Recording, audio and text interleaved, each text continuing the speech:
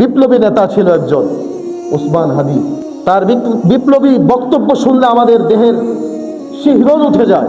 একটা জেনারেল ছেলে, মাঝে মাঝে ইসলামের কথাগুলো এমনভাবে সে অকপটে বলতো বুকে সাহস নিয়ে। তার সেই সাহসিকতা থেকে আমরা সাহস যোগাতাম। কিংবদন্তি এই বিপ্লবী নেতাকে তাকে পিস্তল দিয়ে গুলি করে নিমিষেই তাকে দুনিয়ার মুখ থেকে সরিয়ে দেওয়া হয়। চিন্তা করছেন? বাংলাদেশের চিকিৎসা করছে, এরপরে সিঙ্গাপুর তাকে নিয়ে গেছে। অনেক চেষ্টা করা হয়েছে, কিন্তু এমন জায়গায় গুলিটা করছে, মানে তাদের ইচ্ছাই ছিল যে তাকে দুনিয়ার থেকে শেষ করে দিই, বাস নিমিষেই তাকে দুনিয়ার থেকে সরায় দেওয়া হয়। আমরা অন্য অন্য রাষ্ট্রের দিকে লক্ষ্য করলে দেখি মেধাবী ছাত্রদেরকে সরকার বিভিন্ন সহযোগিতা করে, দেশ ও জাতি বিভিন্নভাবে সহযোগিতা করে তাদেরকে একটা উঁচা পর্যায়ে নিয়ে যায়। তারা বড় বড় ডাক্তার, ইঞ্জিনিয়ার, বিজ্ঞানী হয়, দেশের বিভিন্ন কাজে আসে, দেশের নেতৃত্ব দেয়। আর বাংলাদেশের এত সুন্দর মেধাবী ছেলেদেরকে এইভাবেই গুলি করে করে হত্যা করা হয়। বুয়েটে আবরার ফাহাদকে আমরা ইতিপূর্বে দেখেছি। আবরার ফাহাদকে তাকে মারতে মারতে মারতে মারতে হত্যা করেছে। এত সুন্দর একটা নামাজি ছেলে, বুয়েটে কারা পড়ে? সব মেধাবী ছাত্ররা সেখানে পড়ে। আবরার ফাহাদ শিবির দায়ে চাপিয়ে তাকে নির্মমভাবে হত্যা করা হয়েছিল। আবরার ফাহাদ এভাবে অসংখ্য মেধাবীদেরকে এই দেশ থেকে একেবারে চিরতরে বিদায় দেওয়া হয়েছে। দেশটা তো এইভাবেই শেষ হয়ে যাচ্ছে। মেধাবীরা যদি নেতৃত্বে না আসে, মেধাবীরা যদি সামনে না বাড়ে, তাহলে দেশে আগামীতে কারা নেতৃত্ব দিবে? যারা খুন খারাপি করছে তারাই নেতৃত্ব দিবে।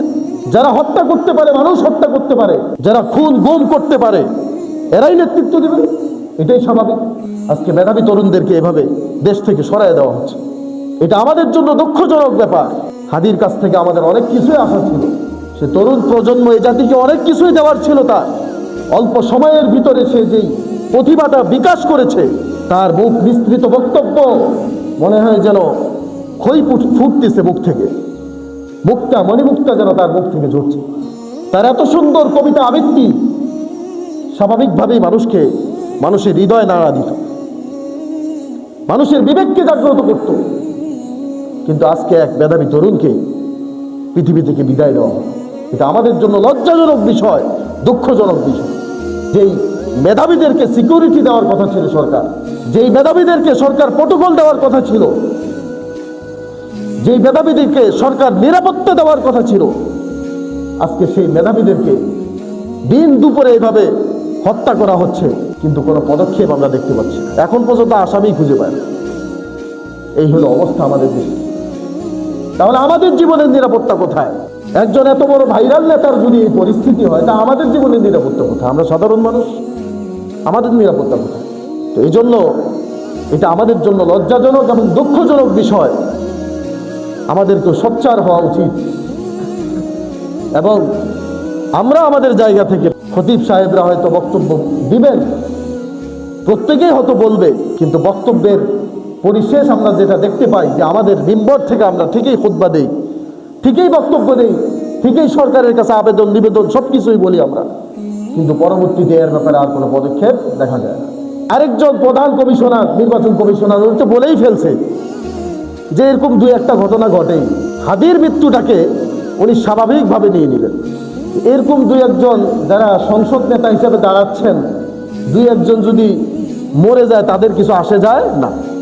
তাদের বক্তব্য এগুলাই বোঝা যায়। আজকে কোথায় কথা বলবো, কোথায় কথা বলবো?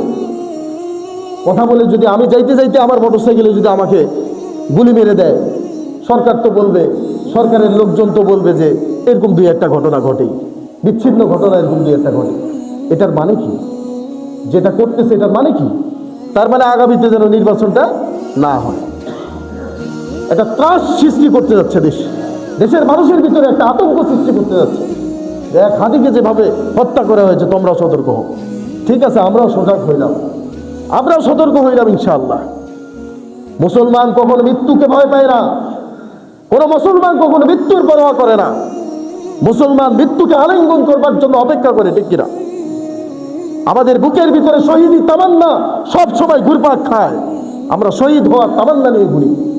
মৃত্যু একদিন আসবেই, তবে বিড়ালের মতো 1000 বছর বেঁচে থাকার চেয়ে সিংহের মতো গর্জন দিয়ে 1 ঘন্টা বেঁচে থাকার মূল্য আছে, ঠিক কিনা? সেভাবেই বাঁচতে চান। এক হাদিকে হত্যা করে আপনারা মনে করিয়েন না যে আপনারা মনে হয় ইসলামী চেতনাকে আপনারা নিস্তব্ধ করে দিবেন, বাংলাদেশের খেটে খাওয়া আপামর জনতাকে আপনারা নিস্তব্ধ করে দিবেন। কশ্চিনকালও সম্ভব নয়। এটা লক্ষ হাদির বুক এখন আপনাদের সামনে বুক পেতে দিবে।